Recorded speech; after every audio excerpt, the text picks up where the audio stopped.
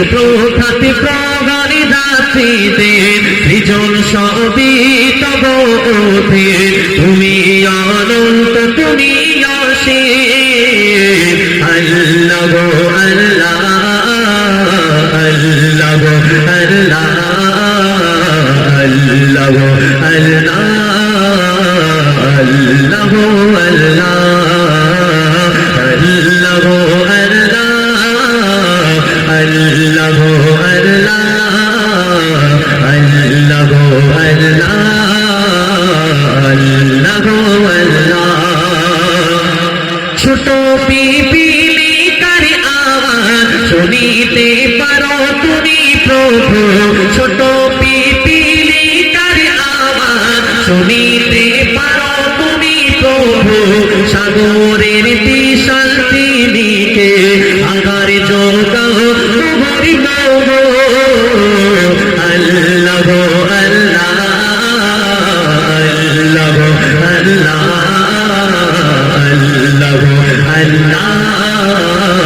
আল্লাহ গো আল্লাহ আল্লাহ গো আল্লাহ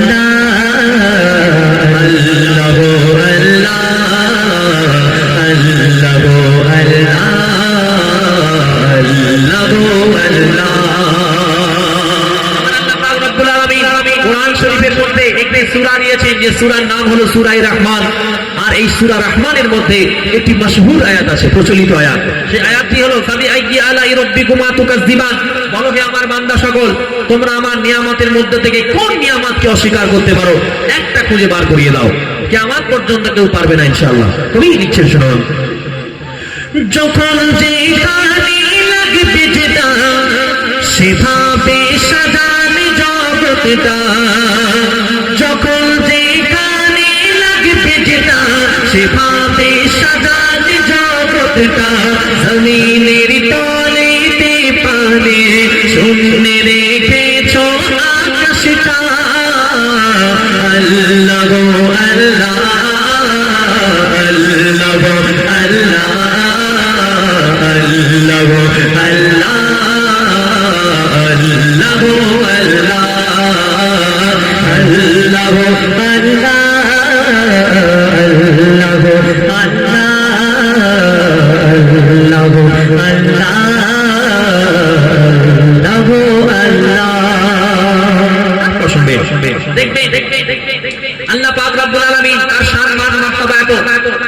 পৃথিবীর যা কিছু আছে শুকনো থেকে ভারী ভিজে থেকে গরম নরম যা কিছু আছে পৃথিবীর মধ্যে যা কিছু আছে এই সমস্ত কিছুকে যদি এক পাল্লা চাপিয়ে দেওয়া হয় পৃথিবীর যত মানুষ জিন ফেরেশতা 18,000 মাখলুক যা কিছু আছে সব যদি এক পাল্লায় চাপিয়ে দেওয়া হয় আর একটা সাদা কাগজে যদি লা ইলাহা ইল্লাল্লাহ বলে অপর পাল্লায় চাপিয়ে দেওয়া হয় আল্লাহর শানে ইজ্জতের কসম ওই লা ইলাহা ইল্লাল্লাহ লেখা পাল্লাটা ভারী হয়ে যাবে সবাই বলি সুবহানাল্লাহ আল্লাহ পাকে এত মার্তবা কবি ছন্দের মাধ্যমে লিখছেন শুনুন সাগরের পানি টানি করে লিখি যদি তব গুণগান লেখা শেষে হবে না জানে বলে আজ মজিবুল মানা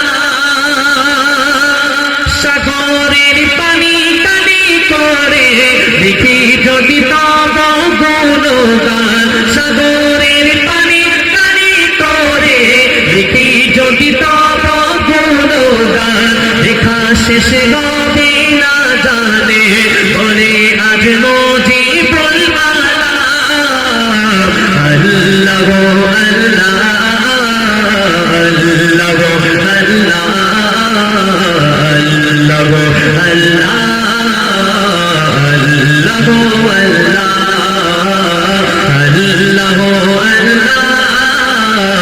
আল্লাহ গো আল্লাহ আল্লাহ গো আল্লাহ আল্লাহ গো আল্লাহ তোমার আসমান তোমার জমিন সুপ্রভাত প্রহরী রাত্রিতে তোমার আসমান তোমার জমিন সুপ্রভাত প্রহরী রাত্রিতে সৃজন সবই তব অধীন তুমি অনন্ত তুমি অসীম আল্লাহ আল্লাহ আল্লাহ